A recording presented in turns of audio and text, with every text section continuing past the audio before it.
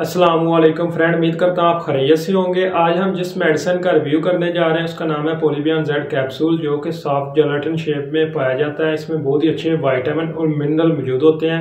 तो इसको हम उन लोगों में ज़्यादातर इस्तेमाल करवाते हैं जिनको विटामिन की डेफिशिएंसी की वजह से कोई मसला आ रहा है या विटामिन डेफिशिएंसी की वजह से कोई डिजीज़ वगैरह हो रही है। तो इसके यूजेस की अगर बात की जाए तो पहले मैं आपको इसके इंग्रेडिएंट वाइज यूजेस को बताता हूँ, फिर ओवरऑल इसके यूजेस की बात करते हैं। इससे पहले इसकी एक बात आप ध्यान में रखें कि इसको हमेशा 15 डिग्री सेंटीग्रेड से नीचे के टेम्परेचर पर रखा जाता है। तो बेहतर है इस्तेमाल करने से पहले इसको फ्रिज में रखें ताकि आपको इसका मैक्सिमम रिजल्ट मिल सके, क्योंकि ज़्यादा टेम्परेचर पर इसका जो शेल होता है वो मेल्ट हो जाता है और इसकी अब्जॉर्प्शन और एफिकेसी जो होती है उसमें फ़र्क आ सकता है। तो अब बात करते हैं इसके यूजेस की। इसमें जो पहले नंबर पर विटामिन पाया जाता है उसका नाम है विटामिन बी कम्प्लेक्स। इसको अगर मजीद डिटेल से देखा जाए तो इसको हम विटामिन B1, B2, B6 और B12 कहते हैं।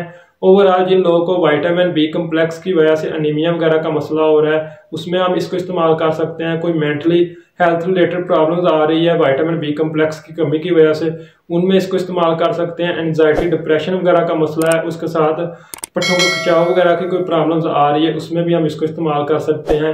इसके अलावा जिन लोगों के जिस्म में दर्द वगैरह विटामिन बी कम्प्लेक्स की कमी की वजह से रहती है, अक्सर काम करते वक्त कह लें कि जिस्म जो होता है वो थकावट ज़्यादा महसूस होता है और जिस्म में बहुत ज़्यादा दर्द फील होती है, तो उनमें भी इसको इस्तेमाल कर सकते हैं। इसके बहुत ही अच्छे रिजल्ट हैं। दूसरे नंबर पर जो इसमें विटामिन पाया जाता है उसका नाम है विटामिन सी, जो कि एक बहुत ही अच्छा एंटीऑक्सीडेंट है और ये आपकी इम्यूनिटी वगैरह को बहुत ही तेज़ी से बूस्ट कर देता है, जिस वजह से आपके जिस्म में जो फॉरेन पार्टिकल जैसे कि बैक्टीरिया और वायरस वगैरह होते हैं उनसे आपकी बॉडी को बचाया जाता है। इसके अलावा आपकी सेल की जो फंक्शनिंग वगैरह होती है उसमें विटामिन सी का बहुत ही अच्छा रोल होता है।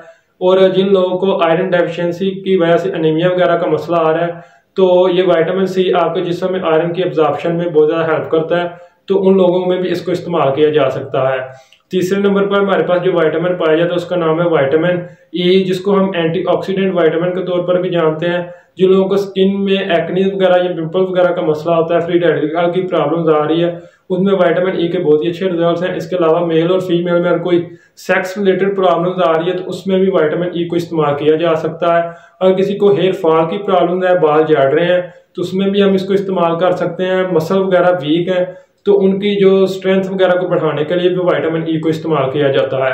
चौथे नंबर पर हमारे पास जो विटामिन आता है उसका नाम है फोलिक एसिड, जिसको हम प्रेगनेंसी विटामिन भी कहते हैं।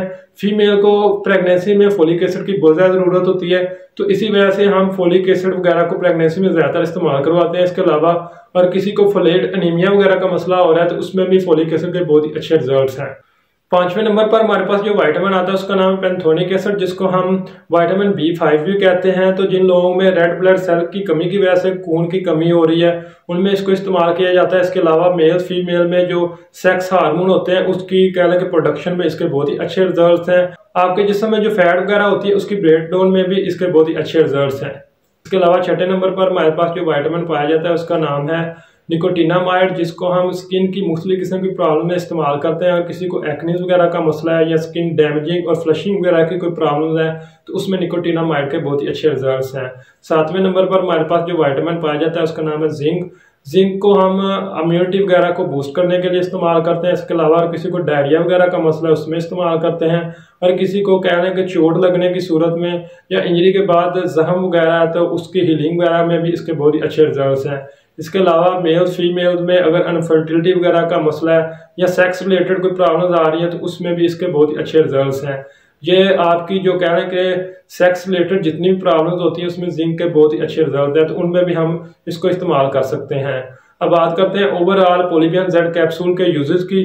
तो उन लोगों में इसको ज़्यादातर इस्तेमाल किया जाता है जिन लोगों की डाइट वगैरह में न्यूट्रिशन का लेवल कम होता है, पुअर न्यूट्रिशन डाइट ले रहे हैं या गैर मुतवाज़न ग़िज़ा को इस्तेमाल कर रहे हैं, तो उनमें इसको इस्तेमाल किया जाता है। इसके अलावा किसी को कोई डिजीज़ वगैरह हो गई है, फॉर एग्जांपल अगर किसी को अनीमिया वगैरह का मसला है तो उसकी ट्रीटमेंट में भी इसको इस्तेमाल किया जा सकता है। लेकिन इससे पहले अपने डॉक्टर से मशवरा कर लें कि आपको अनीमिया किस तरह का है और कौन से विटामिन उसमें ज़्यादा ज़रूरी हैं।